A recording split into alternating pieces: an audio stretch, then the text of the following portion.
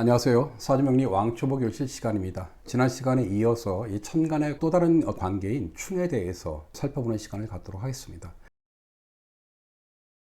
좀 충에 대해서 바로 들어가기 전에 천간의 합, 천간의 충, 사실 굉장히 좀 어려운 이게 주제입니다. 이미 천간의 10개의 기호에 대해서 하나씩 살펴보는 시간도 가졌고 이랬다 하더라도 이거를 운동의 성질로 이해한다, 또 물상으로 이해한다, 너무 복잡하시죠? 그래서 이제 많은 분들이 천간의 합과 충, 이건 뭐 나중에 지지도 마찬가지인데 이걸 그냥 외우시려고 해요. 수학의 공식처럼. 물론 어떤 측면에서는 좀 그게 필요하긴 하지만 저는 별로 권하고 싶지 않은 공부의 방식입니다.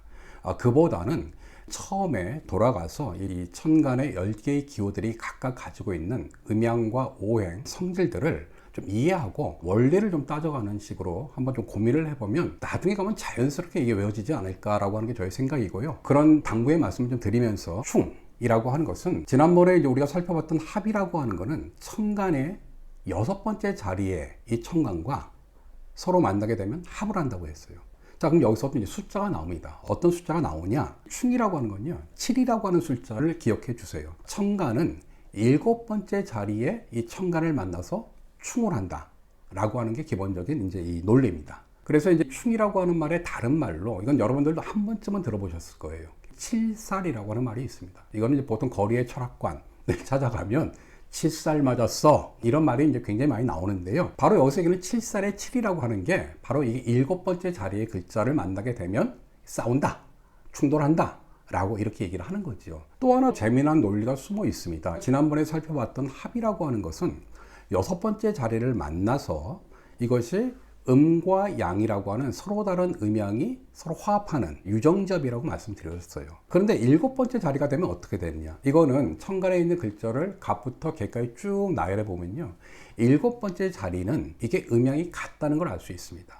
즉, 이 말은 무엇을 뜻하냐면 기본적으로 충이라고 하는 것은 양과 양, 음과 음이 만나게 되면 서로 충돌한다는 겁니다. 일상생활에서도 보통 서로 다른 이성이 만나면 뭔가 부드럽고 좀 이렇게 화합하는 모양이 만들어지지만 같은 성끼리 만나면 그럼 어떻게 됩니까? 그럼 약간 좀 껄끄러운 관계가 만들어지기도 하잖아요.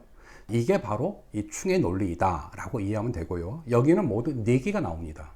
갑경충, 을신충, 병임충, 정계충이라고 하는 4개의 충이 나온다 라고 하는 걸 먼저 이해하시면 됩니다. 4개의 충에 대해서 하나씩 좀 살펴보는 시간을 갖도록 할 텐데요. 먼저 갑경충에 대해서 살펴보면요, 이거는 갑목과 경금이 만나면 서로 충을 한다는 이런 뜻입니다. 자, 갑목은 양목입니다. 그리고 경금은 오행으로는 금인데요, 이거는 양금이 됩니다. 따라서 양목과 양금이 만나게 되면 서로 충한다, 이걸 이제 상충이라고 합니다. 서로 싸운다 라고 하는 뜻으로 이해하면 되는데요. 그러면 여기서 기본적인 성질이 나옵니다. 바로 이거는 목과 금이라고 하는 서로 대립되는 성질이 싸우는 겁니다. 목이라고 하는 솟는 성질과 금이라고 하는 거두는 성질, 이 2개의 성질 내지는 운동이 서로 충돌한다 라고 하는 모양이고요. 당연히 이거는 오행에서 살펴보았던 대로 방향의 충돌이기도 합니다. 자, 목의 방향은 어디라고 했죠? 동쪽이라고 했죠. 금의 방향은 어디입니까? 이거는 서쪽입니다. 따라서 이거는 동방과 서방의 싸움이다 라고 얘기할 수 있고요. 계절로도 이해할 수 있겠죠. 목의 계절은 뭔가요? 그건 봄이죠. 그리고 금의 계절은 뭡니까? 이거는 가을이죠. 바로 봄과 가을의 싸움이다 라고 얘기할 수 있습니다. 우리가 지난 시간에 이 합에 대해서도 물상적으로 이해했듯이 이 충에 대해서도 물상적으로 정해보는 시간을 가질 필요가 있는데요. 갑경충이라고 하는 이거는 어떤 모양일까? 자, 갑이라고 하는 거는 우리가 대립목이라고 해서 큰 나무라고 얘기했습니다. 그리고 이 경금이라고 하는 것은 큰 칼 내지는 도끼라고 얘기할 수 있는 거죠. 따라서 갑경충의 모양은 큰 나무를 큰 도끼로 찢는 이런 형상이다 라고 얘기할 수 있습니다. 자, 다음으로 이제 을신충이다. 이거는 말 그대로 을목과 신금이 만나서 서로 상충한다 라고 하는 뜻이고요. 기본적으로 을목은 음목이고 신금은 음금입니다. 따라서 음목과 음금의 싸움이다 라고 얘기할 수 있는 거고요. 자, 여기서도 오행은 뭡니까? 바로 목과 금이죠. 역시 금목 상징의 모양이다라고 얘기할 수 있는 거고요. 마찬가지로 동쪽과 서쪽의 싸움, 그리고 봄과 가을의 싸움이다라고 얘기할 수 있습니다. 그런데 이 물상적으로는 어떨까요? 자, 우리가 방금 살펴보았던 대로 갑경충이라고 하는 것은 큰 나무를 큰 도끼나 큰 톱으로 자르는 모양이라고 할 때 과연 을신충도 같은 모양일까요? 아니죠. 이거는 기본적으로 음이기 때문에 이거는 작은 모양을 염두에 두면 되는데요. 이 형상은 뭐냐면 보통 들판에 우거진 풀을 아주 예리한 낫으로 자르는 모양이라고 이해하면 됩니다. 다음으로 병임충에 대해서 살펴보면요. 병화와 임수가 만나서 서로 충을 한다, 서로 상충한다 라고 하는 뜻입니다. 병화는 음양오행이 양화죠. 그리고 임수는 음양오행이 양수입니다.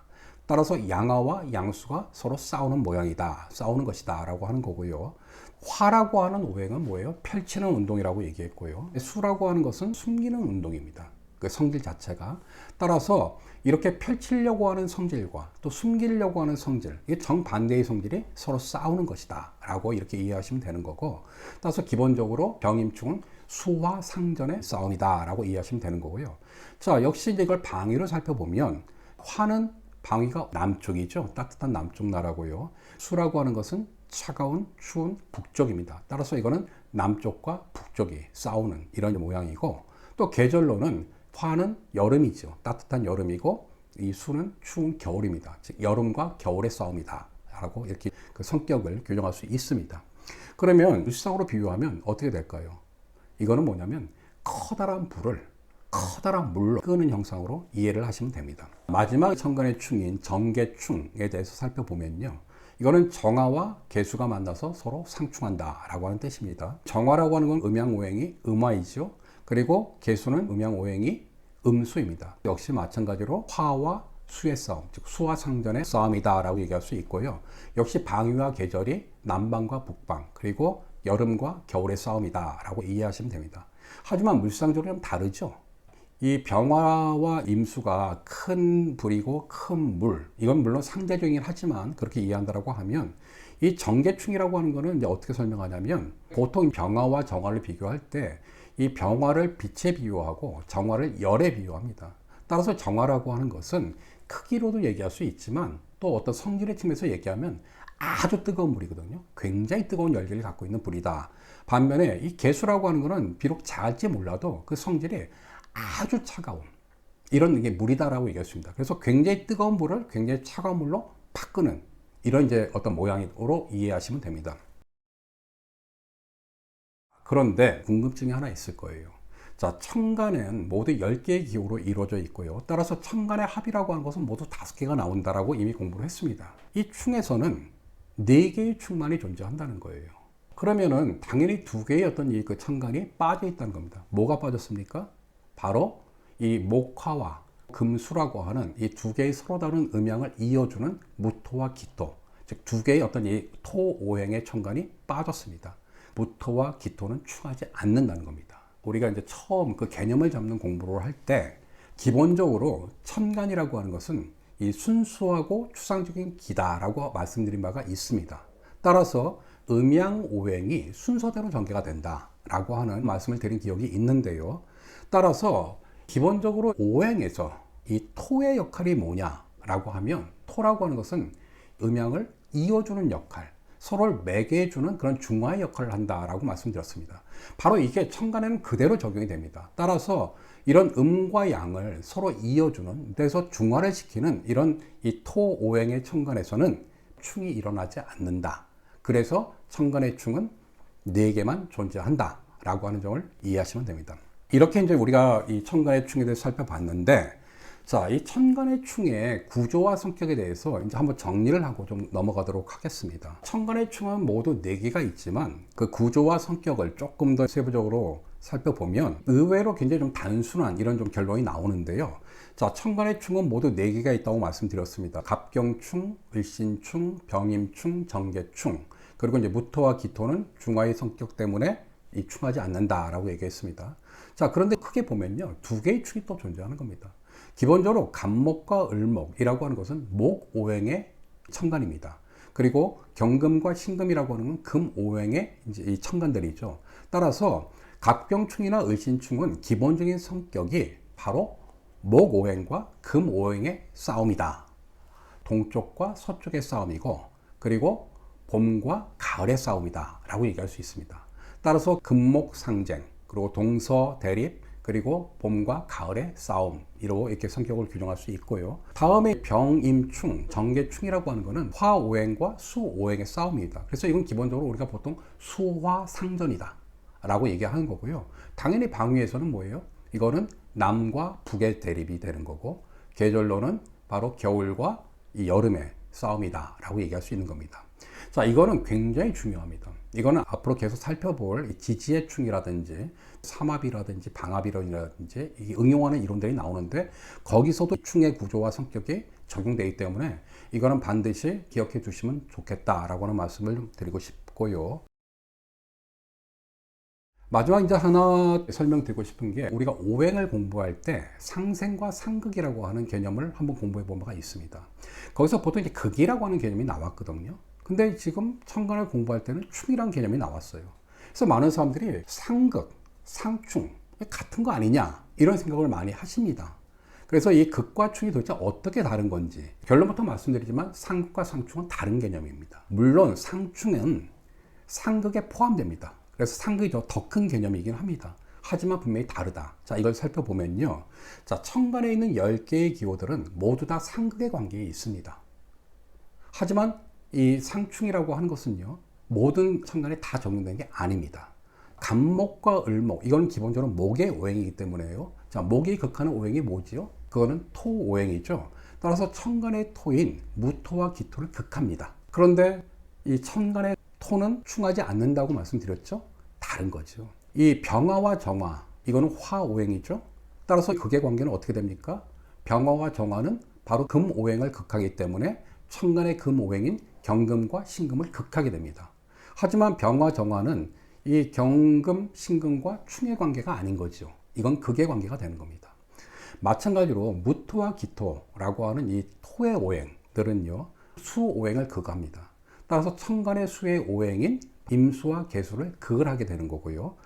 마찬가지로 이 경금과 신금이라고 하는 이 오행의 천간은 바로 간목과 을목이라고 하는 목 오행의 이 천간들을 극하게 되고요.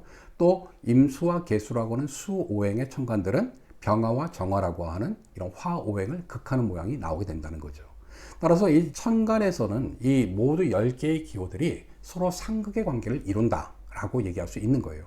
하지만 상충이라고 하는 것은 뭐예요? 이거는 서로 대립되는 오행, 음양이 같은 오행끼리만 서로 충돌하는 겁니다. 그래서 갑경충, 을신충, 병임충, 정계충, 이런 4개의 충만 존재하는 거다라고 하는 거. 그래서 상극과 상충의 관계를 잘 구분해서 이해를 하셔야 된다라고 하는 말씀을 좀 드리고 싶고요. 이제 마지막으로 천간의 관계인 합과 충, 이 두 가지에 대해서 살펴봤는데, 많은 사람들이 가지고 있는 그냥 상식적인 어떤 관념, 합은 좋은 것이다, 충은 나쁜 것이다. 꼭 그렇지 않다고 여러 차례 말씀드렸죠. 이거는 뭐 앞으로 이 지지를 공부하거나 또 나머지 명리학의 여러 이론들을 공부할 때도 거듭 반복할 얘기지만, 이 동양에서는 보통 우리가 좋은 거라고 하는 길, 좀 나쁜 거라고 얘기하는 흉이라고 하는 것이 이게 따로 존재한다고 얘기하지 않습니다. 그래서 이제 기룡은 동주한다 라고 하는 말이 있는데요. 다시 말씀드리지만 세상에 그 어떤 것도 미리 좋고 나쁜 것이 정해진 것은 없습니다. 왜냐하면 세상 모든 것은 다 끊임없이 운동하고 변하기 때문인 거죠. 따라서 합과 충이라고 하는 것도요, 이거는 천간의 기호들이, 천간들이 서로의 관계 속에서 만나고 싸우고 하면서 자기의 정체성이 변화되는 걸 뜻하는 겁니다. 지금 뭔가 변화가 온다는 거죠. 운동하면서 변화한다는 거죠. 근데 그 변화가 좋은 방향으로 변화하는 건지 나쁜 방향으로 변화하는 건지는 그 자체로 결정되는 것이 아니라, 이게 이제 뭐 뒤에 가면은 사주팔자를 전체적으로 분석하는 구체적인 방법이 있거든요. 바로 그 구조와 어떤 이 그 조건 속에서 달라진다. 그렇기 때문에 이 명리학이 굉장히 좀 어려운 공부가 되는 거죠. 하지만 어쨌든 그 전에 이 기본적인 이론과 개념들은 정확하게 머릿속에 있어야지 뒤에 그 응용하는 거를 잘할 수 있다라고 하는 말씀을 좀 드리면서, 오늘 천간의 관계, 충에 대해서 살펴보는 시간을 모두 마무리하도록 하겠습니다. 고맙습니다.